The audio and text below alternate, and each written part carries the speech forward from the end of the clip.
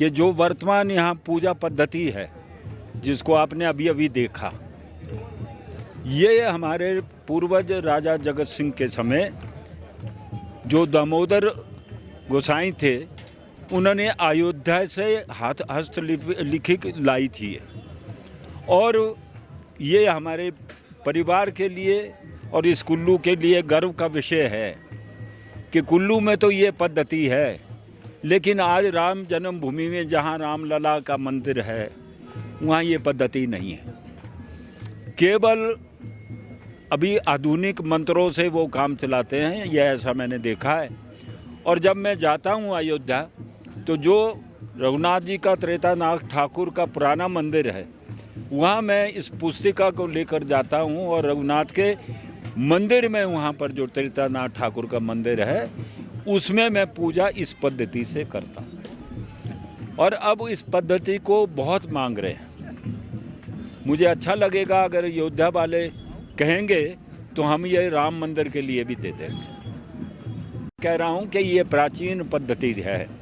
आप देखते हैं कि अंगुष्ठ मात्र यहाँ की मूर्तियाँ हैं, और जब हम श्रृंगार करते हैं और जब इनको सिंहासन पर बिराजते हैं, कोई ये अनुमान नहीं लगा सकता कि ये मूर्तियाँ केवल अंगुष्ठ मात्र हैं। बहुत बड़ी नजर आती है। यही इन भगवान का गुण है। ये वो दिव्य मूर्तियाँ हैं जिनके माध्यम से अश्वमेध यज्ञ हुआ था। इसीलिए यज्ञ मुद्रा में कमलासन पर ये मूर्ति हैं। ऐसी मूर्तियाँ और कहीं जगह। ये एक प्रसन्नता का विषय है कि इस बार ये तो कह दिया गया है कि नजराना नहीं मिलेगा। इसके बावजूद, क्योंकि पिछली साल दशहरा नहीं हो पाया जैसे होता था, तो देवता केवल जो आए हैं वो रघुनाथ के दर्शनार्थ आए हैं, और सबने कुल्लू पार मंदिर में पहुंचने की भी कोशिश की।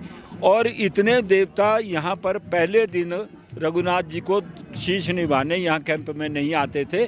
कल देवताओं का ही तांता लगा रहा। जो श्रद्धालु थे वो कुछ बच गए, उनको टाइम ही नहीं मिला शाम तक।